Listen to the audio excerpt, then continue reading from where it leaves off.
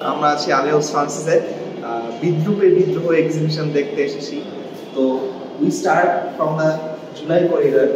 এখানে অসংখ্য পোস্টার্স,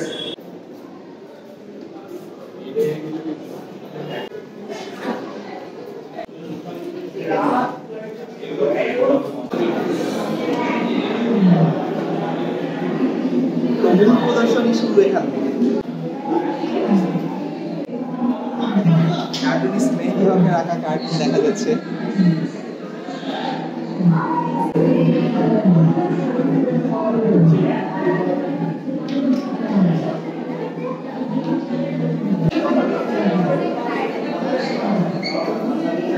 বাংলাদেশের রাজনীতির অন্ধকার সময়গুলোতে ব্যবহৃত সব অস্ত্র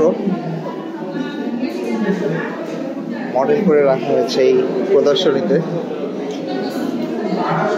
আমরা একটা একটা করে অ্যাক্টিভিটিস চেক আউট করবো। এখানে দেখা যাচ্ছে একটা ট্রেডমিল, আর we were supposed to run on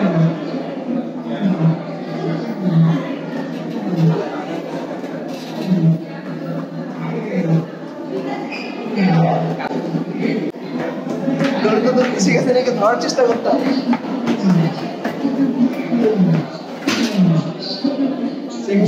ধরা গেল না। ইন্টারেস্টিং একটা অ্যাক্টিভিটি চেক করবো, স্বৈরাচারের বয়ান।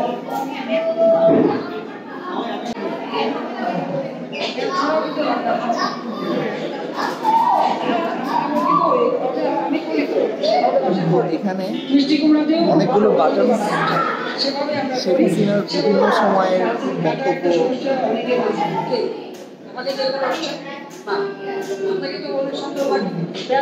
প্রাক্তন প্রধানমন্ত্রীর বিভিন্ন রেসিপি,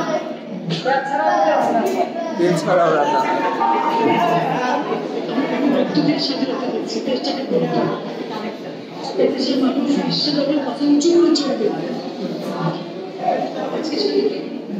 এটা হচ্ছে দুর্নীতির পাহাড়।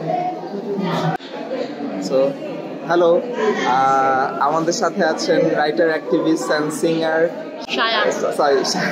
শায়ান। হ্যালো, তো আপনার এই 5ই আগস্ট 1 বছর পূর্ণ হলো, আপনার কেমন লাগছে? এই এক্সিবিশন হচ্ছে এবং রাজনৈতিক পরিস্থিতি সব মিলিয়ে কেমন লাগছে? সম্পূর্ণ প্রশ্নটা অনেক বড়। প্রথম যেটা মনে হচ্ছে সেটা হচ্ছে আমাদের সঙ্গে কিন্তু অনেক মানুষ নাই, আপনার বয়সী আরও ছোট, 130-33 জন বাচ্চা। প্রথম যেটা মনে হচ্ছে সেটা হচ্ছে ওই বাচ্চাটা কেউ নাই এবং ওদের ঘরে শান্তি নেই, আনন্দ নেই। আমরা সবাই আজকে যে উৎসব করছি, স্যাটায়ার করছি, আমি একটু আগে গান করে আসলাম, সমস্ত উৎসব কিন্তু ওদের রক্তের উপর দাঁড়ানো। ওদের জানগুলি নাই বলে আমাদের জানগুলি আছে। Someone died, that's why we are alive. That is the first truth. আর 1 বছর পরে এটা জানি অনেক কি বলবো, এত কিছুর পরেও আমাদের অনেক ফ্রাস্ট্রেশনের জায়গা সম্পূর্ণটা আমাদের করতে হবে। আমাকে যখন মানুষ জিজ্ঞেস করে জুলাই এক্সপেকটেশন ফুলফিল হয়েছে কিনা, আমি একটা উত্তর দিই, জুলাই মাসের অগস্টের 5 তারিখে 2024 সকালবেলা we were all ready to die. আমাদের একটা স্বপ্ন ছিল, we want the fascist regime to fall. সেটা তো পূরণ হয়েছে। বাকি সব এক্সপেকটেশন তারপরের থেকে সব কিছু করতে হবে, মাইলস টু গো। বাট আমাদের অধিকার নাই হতাশ হওয়ার। কেন নাই? তাহলে আমি মুগ্ধর সাথে, রিয়া গোপের সাথে, মেহেরুন্নেসা তানহার সাথে, শাহিনুর বেগমের সাথে, নাইমা সুলতানের সাথে, রিয়া আক্তারের সাথে, রীতা আক্তারের সাথে, রিয়া গোপের সাথে, ওদের সাথে প্রতারণা হয়ে যাবে। আমাদের হতাশ হওয়ার অধিকার নাই। So I am very hopeful and we have a long way to go. আমাদের অনেক পরিশ্রম করতে হবে। আর আমি সবসময় ওই বাচ্চাদের কথা মনে রাখি, যখন হতাশ লাগে মনে রাখি যে আবু সাইদ নাই। আমি যদি হতাশ হই, ওর জীবনটা চলে গেছে, ওটা ব্যর্থ হবে, করা যাবে না। আই হ্যাভ টু, ও জীবন দিয়ে চলে গেছে, তো আমাকে আরো অনেক কাজ করতে হবে। আমার হতাশ হওয়া is a luxury. Thank you. বছর ঘুরে আবারও আসলো 5ই আগস্ট।